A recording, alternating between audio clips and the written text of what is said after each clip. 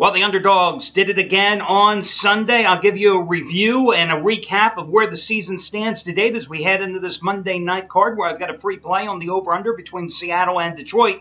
Now, the free picks here on the Video Reporter on a 102-69 roll over the past 85 days after I had 2 out of 3 yesterday, cashing in with the Falcons easily in a rout at home of the Texans, plus teaming the Falcons with the Denver Broncos in a 2-team teaser for the win, losing the Broncos straight up as the only loss is the free play on Sunday, as Peyton Manning's 2 interceptions cost them the double-digit lead. And, of course, they had to win it only by 3, laying 7 at home. But still, I will take that type of run here on the Video Report. Listen, guys, again yesterday, if you didn't make money, shame on you, because Brad Wilton and Chris Jordan did it again, the 2 hottest handicappers here at the site. You know, everybody goes through an epic run at one point or another. It's just the way it is in this business, and it always has been this way.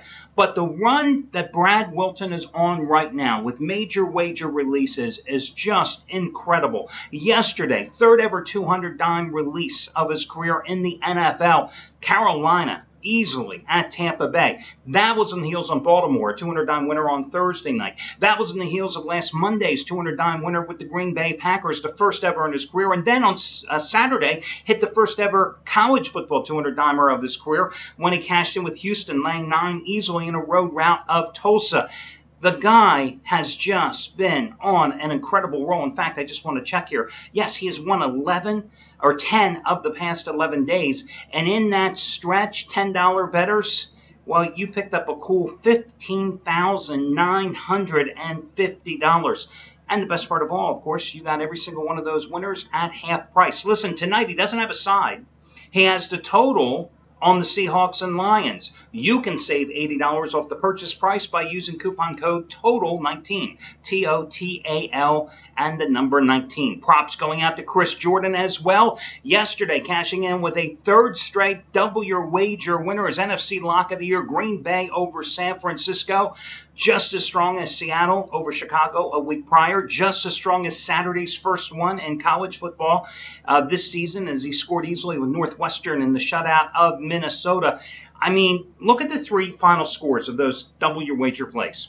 26-0 for Chicago, 27-0 for Northwestern, 17-3 for the Green Bay Packers yesterday. Another guy who cashed in for you last night, although, my God, was that a scary finish to the Saints-Cowboys game last night, was Shawn Michaels.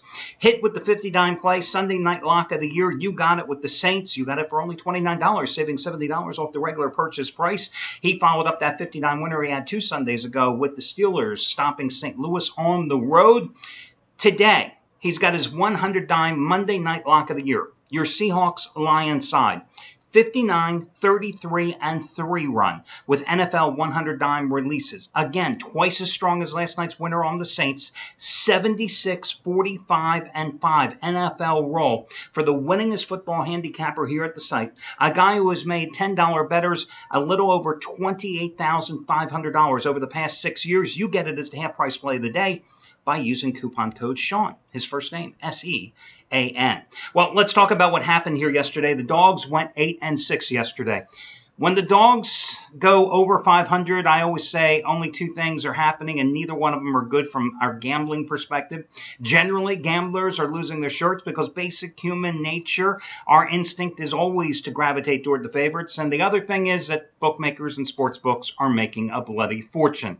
Yesterday, again, 8-6 the Dogs went.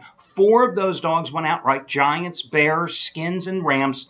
The Dogs are now 30, 29, and 4 against the spread this season. And 23 of those 30 dogs have won the damn game outright. So it has just been an interesting season. But again, listen, guys, it is all cyclical. Tonight, you have a 10-point favorite with Seattle, right? It was 9.5. It goes up to 10, even though Marshawn Lynch was announced he's going to be out here for this game, right? So it's the 3rd time you've had a double-digit favorite so far this season. Double-digit favorites, of course, 2-0. First time we had double-digit favorites last Sunday, 2 Sundays ago, as the Patriots beat up Jacksonville. Seattle shut out Chicago. They won those games by a combined 77-17 score. Underdogs won and covered the first 3 Monday night games, but of course last week that was not the case as the Packers delivered at home in a rout of Kansas City. You got a Seattle team here that's coming into this contest off its first win and, of course, cover in the shutout of Chicago. You got a Detroit team that's looking to get off the snide, the only team without a win so far in the NFL. I'm looking at the total of this game, and let me just get you an updated number. It's pretty much sitting solidly at 43 points. You know, you have a Detroit team that simply hasn't been able to do anything offensively. Yeah, you have Calvin Johnson. Yeah, you have Matthew Stafford. But the problem is with the Lions, they still can't run the ball. The offensive line is not only not opening holes for the ground game, it's also offering very little protection for Matthew Stafford, who has already been intercepted 5 times this season. You've got the worst rushing attack in football, a team that's averaging 45 yards a game going into CenturyLink Field where the Seattle Seahawks are starting to get a little mojo back after that dominating defensive performance last week against Chicago. Now, on the other hand, you have a Seattle team that also has its problems offensively. Marshawn Lynch is going to be out, so that means the rookie Thomas Rawls, who came out of nowhere to run for 98 of his 104 yards on 16 total carries in the second half of the Chicago game, probably going to get the bulk of the ball-carrying duties, as well as veteran Fred Jackson, who was acquired a few weeks back from the Buffalo Bills after they cut him adrift. Problem is, with the Seahawks, the offensive line has afforded Russell Wilson very little pass protection. You saw last week, even in the Chicago game, even though Wilson got his team into the end zone a couple of times after intermission, he still was constantly flushed from the pocket, constantly forced to throw on the run. So you have a Seattle team that certainly is not in the groove offensively. You have a Seattle team that in the first half of games this season has yet to score an offensive touchdown.